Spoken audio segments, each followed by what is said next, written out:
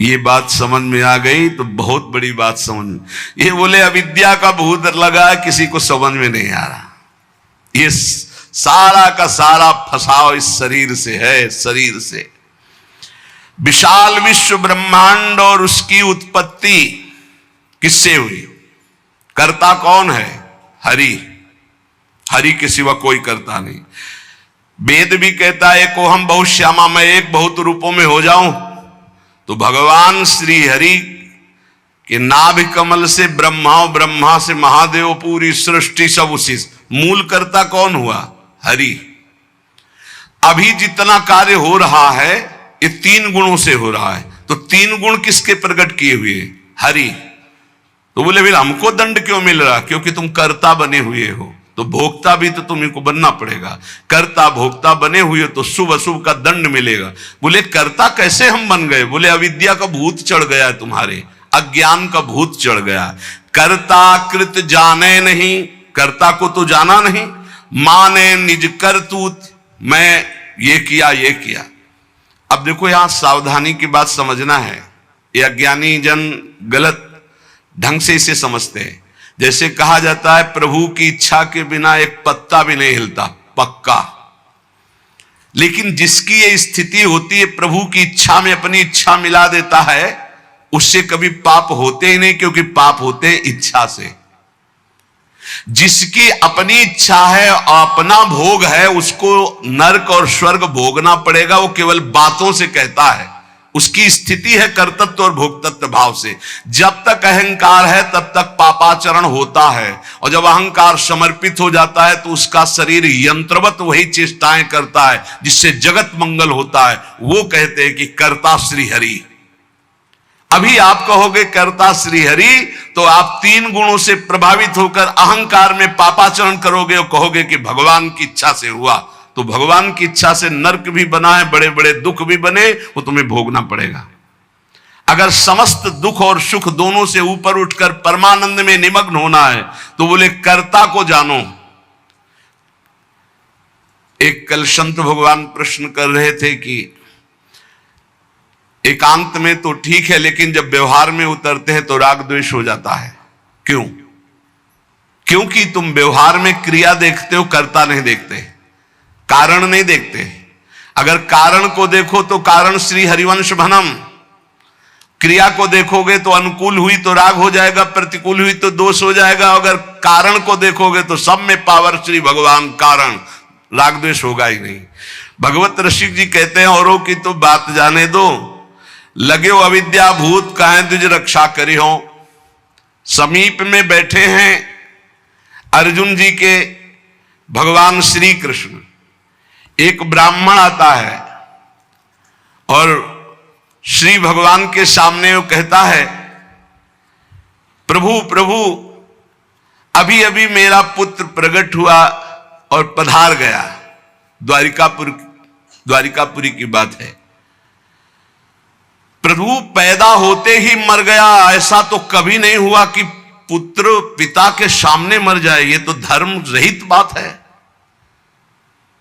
और अपने बालक को भगवान के सामने से राजमहल के द्वार पर रखता है और विलाप करके बड़ी आतुरता पूर्वक कहता, संदेह नहीं कि इस समय पृथ्वी में ब्रह्म ऋषियों का द्रोह करने वाले लोग पैदा हो गए हैं।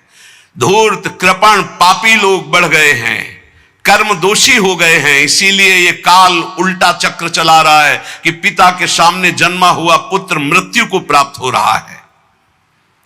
ये राज हिंसापरायण दुष्शील अजितेंद्री प्रजा को दरिद्री कर रहे हैं, कर ले ले करके दुख पर दुख प्रजा भोग रही है। इसीलिए हमको सामने महान संकट देखना पड़ा। अधार्मिक राजाओं के होने के कारण मेरा पुत्र मेरे सामने मरा, ऐसा काल व्यतिक्रम है, नहीं होना चाहिए था। इस प्रकार बोलकर चला गया। फिर दूसरा पुत्र हुआ तो फिर मर गया, फिर बोल के चला गया। तीसरा पुत्र पैदा हुआ, फिर मर गया, फिर वैसे ही बोल के चला गया। जब 9वें बालक के मरने पर वो वहां आया तो अर्जुन जी ने कहा, ब्राह्मण सुनो, इस निवास स्थान द्वारिका में ऐसा लगता है अब कोई धनुषधारी छत्री नहीं है। बार बार तुम यहां रोकर चले जाते और कोई नहीं बोलता कि मैं तुम्हारी रक्षा करूंगा। क्या है ये प्रजा पालन है? अरे जिनके राज्य में कोई ब्रह्म ऋषि दुखी हो जाए धन से, पुत्र से या किसी अन्य कारण से, तो उसका राज्य नष्ट हो जाता है। जहां साधु वैष्णव ब्रह्म ऋषि दुखी हो जाए। मैं समझता हूं इस समय तुम बड़े संकट में हो, बड़े दीन हो रहे हो क्योंकि तुम्हारे पुत्र मर रहे हैं। मैं प्रण करता हूं तुम्हारे पुत्र की रक्षा करूंगा। कर्ता को जाने नहीं, भगवत ऋषि जी कह रहे हैं। अरे उनका जाओ, तुम बात क्या बनाते हो? तुम क्या पूर्ण करोगे? जब ये श्री कृष्ण और बलराम बैठे हैं तो तुम क्या पूर्ण कर लोगे? अर्जुन से कहा तो वो कह रहे हैं अहम व अर्जुनो नाम गांडीवम यस्य वै धनो नाहम संकर्षणो ब्रह्मन् कृष्णा कार्षणेव च अहम व अर्जुनो नाम गांडीवम यस्य वै धनो। मैं कोई संकर्षण नहीं हूं बलराम जी, और मैं कोई कार्षणी कृष्ण नहीं हूं।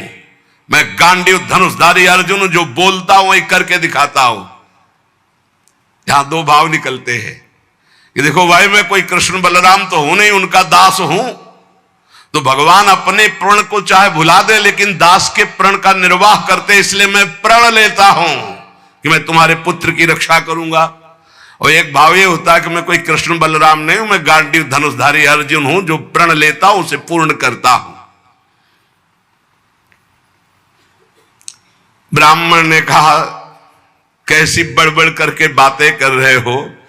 संकर्षणो वासुदेवा प्रद्युम्नो धन्विनांबरः अनिरुद्धो अप्रतिरथो न त्रातुम शक्नुवन्ति यत् तत्कथम नु भवान कर्म दुष्करम जगदीश्वरै चिकीर्षसि त्वं बालिष्यात् तन्न सदम्हे वयम्।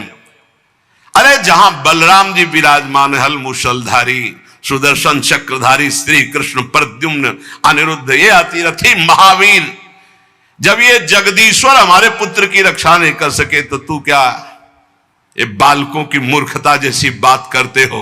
अर्जुन से कहा। अर्जुन ने कहा फिर कहता हूं मैं गांडीव धनुषधारी अर्जुन हूं। ब्राह्मण देवता, यदि मैंने तुम्हारे पुत्र की रक्षा नहीं की तो चिता लगाकर तुम्हारे सामने भस्म हो जाऊंगा। मेरे बल पौरुष का तिरस्कार मत करो। जानते हो मुझे, मैं वो अर्जुन हूं जो महादेवाधिदेव भगवान शंकर को युद्ध में तृप्त कर दिया। ऐसा है, मैं अधिक क्या कहूं? अगर मृत्यु भी सामने आएगी तो मैं जीत कर तुम्हारे पुत्र की रक्षा करूंगा, मैं वचन देता हूं। तब ब्राह्मण ने कहा जय हो कुंती नंदन अर्जुन, तुम्हारी जय हो भाई, धन्य है, तुम्हारा बल पौरुष प्रशंसनीय है। अब मैं जा रहा हूं, जब बालक होने को होगा तो मैं तुम्हें सूचना दूंगा। फिर समय आया प्रसव का, ब्राह्मण भागता हुआ आया, अर्जुन अर्जुन इस बार तुम मेरे बच्चे को बचा लो, मृत्यु से बचा लो।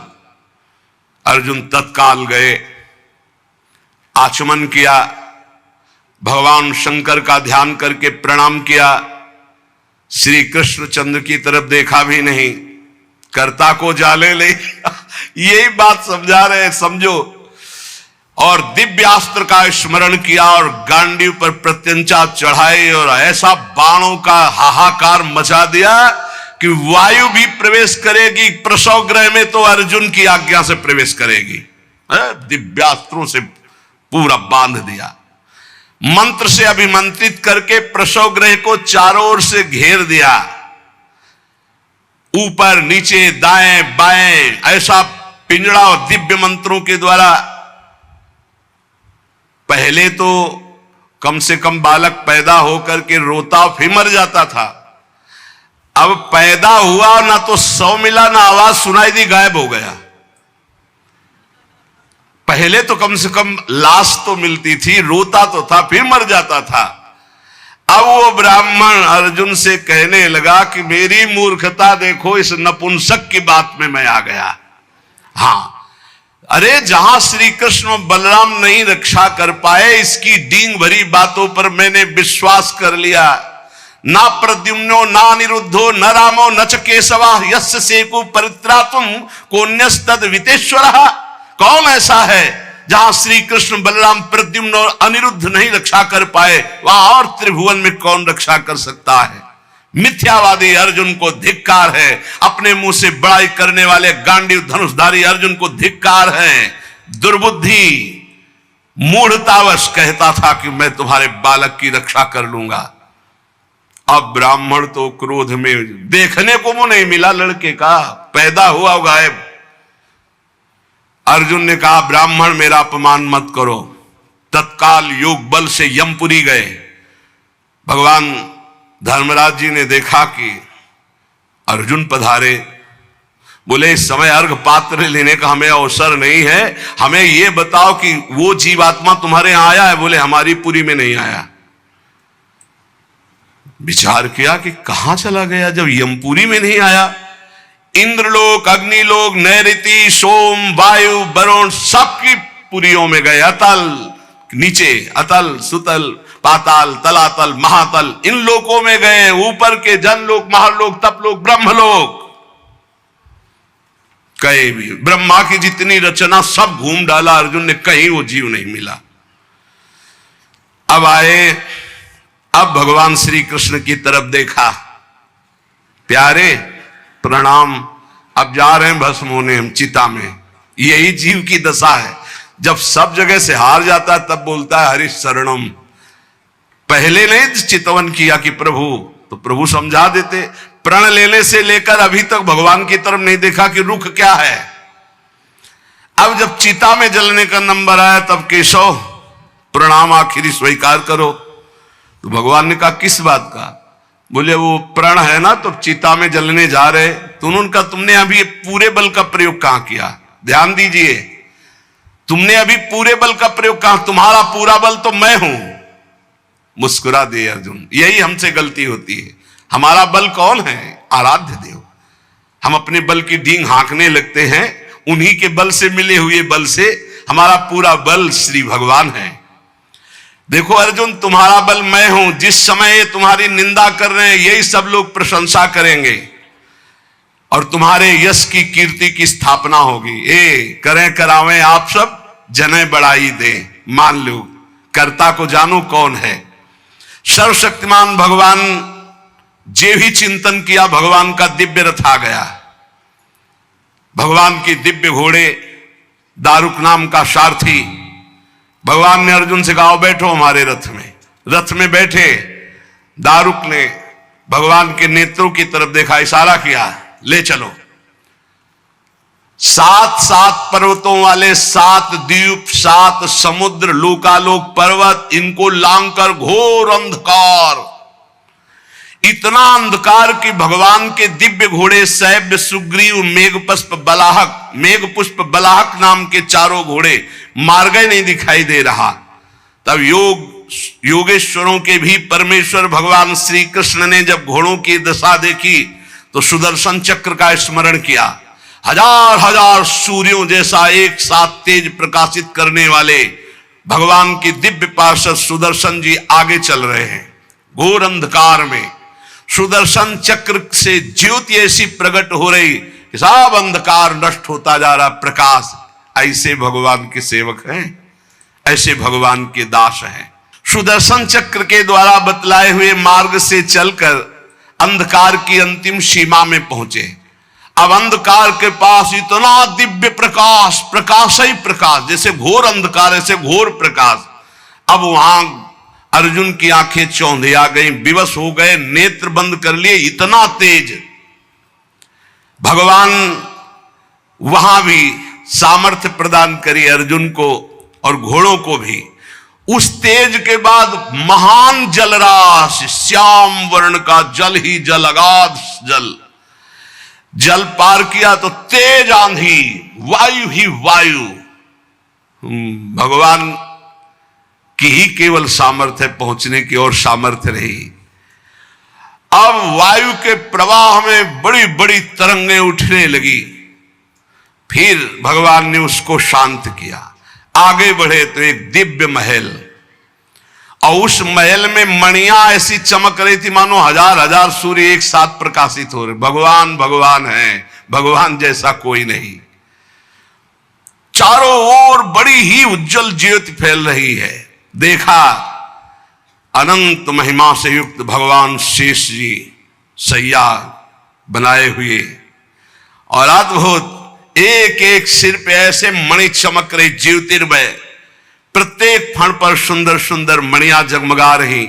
दो दो नेत्र, बड़े ही भयंकर नेत्र, और शेष भगवान का श्रीअंग कपूर जैसा गोरा है। कैलाश पर्वत के समान श्वेत वर्ण, नीले रंग की जीभ और गला नीला, भयंकर नेत्र, फणों पर मणि चमक रही। अर्जुन ने देखा शेष भगवान की सुखमयी सैया पर सर्वव्यापक महान प्रभावशाली परम पुरुषोत्तम भगवान भूमा पुरुष विराजमान है। अर्जुन बार बार श्री कृष्णचंद्र जी की तरफ देख रहे हैं। भूमा पुरुष है तो एक ही, ये कहां ले आए? एक तो ये श्री कृष्ण, एक ये श्री कृष्ण, क्योंकि द्वारिकाधीश भी चतुर्भुज रूप और हरि भी चतुर्भुज रूप। शरीर की कांति वर्षाकालीन मेघ के समान श्याम रंग, अत्यंत सुंदर पीतांबर धारण की, मुख पर प्रसन्नता, कमल जैसे नेत्र, बहुमूल्य मणियों जटित मुकुट, कुंडल कांति, घुंघराली अलकावली, लंबी लंबी सुंदर भुजाएं, कौस्तुभ मणि, वक्षा स्थल में श्रीवत्स का चिन्ह, घुटनों तक माला, वही श्रृंगार। जैसा द्वारिकाधीश का वैसा ही प्रभु का श्रृंगार। अर्जुन ने देखा नंद सुनंद जय विजय ये सब पार्षद मूर्तिमान होकर, पुष्टि श्री कीर्ति अजा, ये चारों दिव्य शक्तियां, रिद्धियां निधियां लोकपाल, ये सब वहां हाथ जोड़े खड़े हैं। वो भगवान श्री कृष्ण भी प्रणाम कर रहे हैं। तो अर्जुन देख रहे हैं कि ये है क्या लीला, अपने आप को अपने आप से, और कह रहे प्रणाम करो, ये अनंत महिमाशाली भूमा पुरुष भगवान है। अर्जुन भयभीत हो गए कि एक तो ये मेरे सखा श्री कृष्ण, दूसरे ये भूमा पुरुष। श्री कृष्ण ने फिर प्रणाम किया और हाथ जोड़कर कहा कि हे भूमा पुरुष, आप कृपा करके आदेश कीजिए। गंभीर वाणी में बोले, हे अर्जुन और हे श्री कृष्ण, तुम दोनों को देखने के लिए मैंने उन पुत्रों का अपहरण किया, मैंने अपने पास मंगाया। तुम मेरे ही अंश से प्रकट हुए हो और धर्म की रक्षा के लिए पृथ्वी पर अवतार ग्रहण किया। पृथ्वी के भार से दैत्यों का संहार कर चुके हो, अब तुम्हें लौटकर हमारे ही स्वरूप में फिर विलीन होना है। तुम पूर्ण काम सर्वश्रेष्ठ हो, जाओ अभी कुछ कार्य बकाया, लोक संग्रह के लिए वो कार्य करके पुनः मेरे पास आ जाओ। भगवान श्री कृष्ण भी हाथ जोड़े खड़े, अर्जुन भी खड़े हैं। अति विचित्र भगवंत गति, बड़े बड़े ख्याली। अर्जुन के होश उड़ गए, नए भूमा पुरुष कौन हो गए भाई, ये परम पुरुष तो हमारे सामने खड़े हैं, यही है यही। अगर ये अपने रहस्य को न बतावे तो कोई, इनका एक नाम है अनंत, कोई अंत ही नहीं पा सकता है। अर्जुन और श्री कृष्ण को आदेश किया, सर झुकाकर, अर्जुन देखते जा रहे, सर झुकाकर भगवान कह रहे जो आज्ञा। फिर वो सब बालक वापस कर दिए। उन बालकों के लिए वैसे ही मार्ग से फिर द्वारिका में लौट के आए, और बालक अपनी अपनी आयु के अनुसार बड़े भी हो गए थे, वैसी आकृति रूप क्योंकि पहचान ले, श्री कृष्ण अर्जुन ने उनको समर्पित किया। अर्जुन के आश्चर्य की सीमा न रही। तब उन्होंने अनुभव किया और भगवान से कहा, प्रभु मुझे पता चल गया। बोले क्या? बोले पूरे जगत में जिसके बुद्धि बल, ज्ञान बल, पौरुष बल जो कुछ भी है वो हे श्री कृष्ण केवल आपकी कृपा से है, ये मुझे पता चल गया। यही पता चलना है, इसीलिए रोज सत्संग सुनो। एक बार सुनने से काम नहीं चलेगा। गीता सुनने के बाद क्या कहा था? नष्टो मोहा स्मृति लब्धा। फिर क्या हो गया? फिर मोह। ये हवा है, आंधी है, कभी भी गंदा कर सकती बुद्धि को। देखो अर्जुन जी ने गीता सुनने के बाद कहा था नष्टो मोहा स्मृति लब्ध, फिर मोह हो गया, मोह माने अज्ञान। फिर कहने लगे कि मैं कोई श्री कृष्ण बलराम, आज फिर बोल रहे आप इसीलिए निरंतर भजन और सत्संग के लिए महापुरुष जन कहते हैं, जिससे हमारी बुद्धि रोज पावन होती रहे। जैसे पोछा लगा दिया सोने लगाने के बाद और दरवाजा खुला छोड़ दिया तो फिर गंदा होने की संभावना। इस समय हर इंद्रियों को शासन में रखते हुए नाम जप करते ये परम पद तब प्राप्त होता है। तो इसलिए भगवत रसिक जी कह रहे हैं कि कर्ता कृत जाने नहीं, माने निज करतूति, ते प्राणी दुख पावहीं, लगो अविद्या भूत। ये बहुत जल्दीबाजी में फिर सब बिगड़ जाता है। धैर्य पूर्वक भगवान का आश्रय लेकर नाम जप में लगो, इसी से परम मंगल होता है, इसी से परम लाभ होता है। क्योंकि भगवान शंकर भी जिनका चरणोदक माथे पे धारण किए हुए हैं वो भगवान श्री हरि हैं। एक बार सरस्वती नदी के तट पर ब्रह्म ऋषि जन यज्ञ कर रहे थे, तो उसमें सब ऋषियों ने कहा कि यद्यपि भगवान ही सब रूपों में है, पर भगवान के किस रूप को सर्वश्रेष्ठ मानकर आश्रय लिया जाए और अग्र पूजा की जाए यज्ञ में। भगवान के सब रूप हैं, हमें कोई संशय नहीं। तो उनका प्रगट रूप की महिमा प्रकाशित करने के लिए किसी ब्रह्म ऋषि को परीक्षा लेनी होगी त्रिभुवन के तीनों बड़े ईश्वरों की, हरि, देवाधिदेव महादेव, ब्रह्मा। तो ब्रह्मा पुत्र भृगु जी खड़े हुए, उन्होंने कहा परीक्षा तो हम ले लेंगे, निर्णय आप कर देना। सब ऋषियों की वंदना करके भृगु जी गए और ब्रह्मा जी के सामने ऐसे खड़े हो गए। ब्रह्मा जी ने देखा कि पुत्र है पर अभद्र व्यवहार, महापुरुषों के सामने ऐसे नहीं खड़ा हो जाता, नहीं सारे पुण्य नष्ट हो जाते हैं। ये जो संत महात्मा गुरुजन भगवत विग्रह उनके सामने ऐसे नहीं, कभी मंदिर में ऐसे नहीं, कभी गुरु जी के सामने ऐसे, कभी संतों के सामने ऐसे नहीं। वो अभद्र मंगलकारी आचरण वाले लोग होते हैं जिनको ज्ञान नहीं, ऐसे खड़े होना, हाथ बांधकर खड़े हो नहीं, हाथ जोड़कर खड़े हो या सौम्य मुद्रा में खड़े हो। अगर वो सामने से निकल रहे तो नेत्रे झुका दो, केवल इतना ही कर दो अभिमान में। अगर बहुत भरे हो तो थोड़ा नेत्रे झुका दो, ना हाथ जोड़ो। चलो तुम्हारा अगर घट जाता है हाथ जोड़ने से तो ऐसे कर लो। तो ब्रह्मा जी के सामने गए, बस ऐसे ऐसे खड़े हो। क्रोध आया कि इतना बड़ा ऋषि होकर और ऐसा अभद्र व्यवहार करता है, पर फिर एकदम भ्रकुटी तो चढ़ी, गुस्सा तो आया, पर शांत हो गए, है तो मेरा ही बेटा। भृगु जी ब्रह्मा जी की तो पुत्र है। ब्रह्मा जी शांत हुए, भृगु जी कुछ नहीं बोले, चले गए। जब कैलाश पहुंचे तो देवादिदेव जी ने कहा आओ आओ ब्रह्म ऋषि श्रेष्ठ, आओ तुम्हारा स्वागत है। बोले मुंडों की माला धारण करते हो, चिता की राख लगाते हो और हम तुम्हारे गले लगेंगे। अरे उन्होंने कहा हम तुम्हें ब्रह्म ऋषि मान के स्वागत करें, तुमने ऐसे समझा क्या उठाया त्रिशूल? भगवान शिव ने कहा तुमने ऐसे समझा क्या कि हम तुम्हारा आदर कर रहे हैं ब्रह्म ऋषि मानकर को तुम जो है अवहेलना कर रहे हो। आप मुंडों की माला पहनते हो, चिता की भस्म लगाते हो, कहते हो आओ तुम्हारे गले लग जाएंगे। महादेव जी ने उठाया त्रिशूल, रोक, तो भृगु जी चल दिए वहां से। और भगवान श्री हरि के धाम पहुंचे वैकुंठ में। लक्ष्मी जी चरण चाप रही थी, अर्ध निमीलित नेत्र में परमानंद में डूबे हुए भगवान गए, सीधे एक लात मारी छाती पे। लक्ष्मी जी तो आश्चर्यचकित हो गई, तभी कहा कि भीख मंगाऊंगी ब्राह्मणों, तुम हमारे प्रीतम के लात मारा ना। ऐसे पहले प्राय ऐसे ब्रह्म ऋषि जन जो होते थे ना, व्यवस्था वेद के अपार ज्ञानी, तप के महाधनी, भोजन की व्यवस्था। लक्ष्मी जी कहते तुम्हारे पास नहीं आएंगी, हमारे प्रीतम को लात मारा है ना तुमने। लक्ष्मी जी तो थोड़ा नाराज हुई और हरि उठ के बैठ गए और चरण दबाने लगे।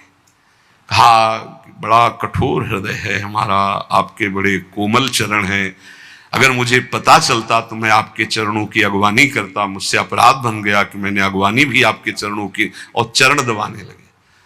भृगु जी के नेत्रों में अश्रु आ गए और कहा प्रभु बस यही देखने के लिए हमको सब ब्रह्म ऋषियों ने भेजा था। यद्यपि आप ही शिव हो, आप ही ब्रह्मा हो, आप ही चराचर जगत हो, पर प्रभु आपका जो करुणा वरुणालय हरि रूप है यही सर्वाराध्य है। तो कर्ता कृत जाने नहीं, यही बचाते हैं, सबको बचाते हैं। एक बार बृकासुर नाम का एक असुर था, उसने सोचा कोई ऐसा देवता मिले जो जल्दी प्रसन्न हो जाए, हमारी कामना की पूर्ति कर दे। तो देवर्षि नारद जी मिल गए। नारायण नारायण नारायण। देवर्षि नारद जी एक ऐसे महात्मा है जिनको कोई द्रोह नहीं करता। त्रिभुवन में कंस भी एकांत में बैठालकर सलाह लेता है, हिरण्यकश्यप भी उठकर आदर करता। कोई भी हो त्रिभुवन में देवर्षि नारद जी से कोई नहीं, जिसको मिलेंगे बिल्कुल पक्की सलाह बताएंगे। कंस ने स्वागत किया, बैठाला और कुशल मंगल। हाँ प्रभु, पूरा प्रजा राज्य सब कुशल मंगल है।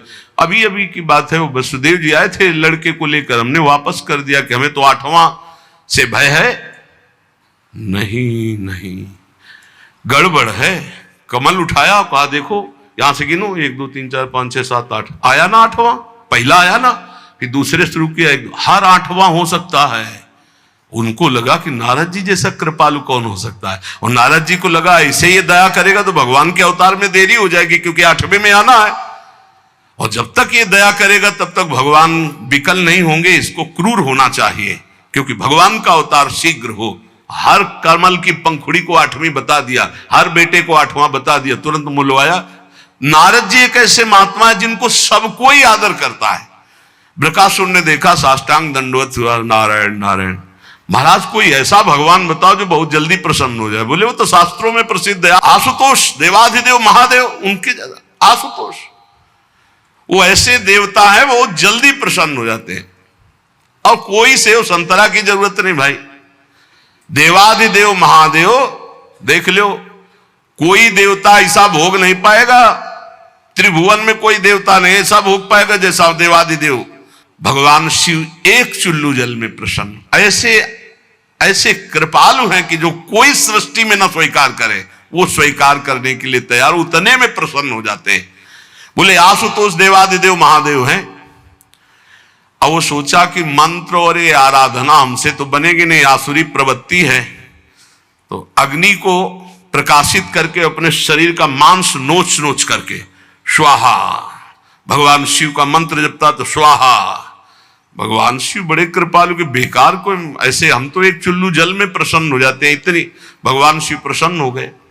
कर्ता को जाने नहीं, हम ये बता रहे। भगवान शिव ने कहा काहे को तुम इतना कष्ट सह रहे हो, क्या चाहिए तुम्हें? तो माता जी के सहित प्रकट हुए थे। माता जी त्रिपुर सुंदरी, असुर है ना, राक्षस, तो इसकी बुद्धि तो राक्षसी ही रहेगी। भगवान शिव की तरफ देखा, माता जी की तरफ देखा, उसने कहा प्रभु मेरी इच्छा है कि मैं जिसके ऊपर हाथ रख दूं वो भस्म हो जाए।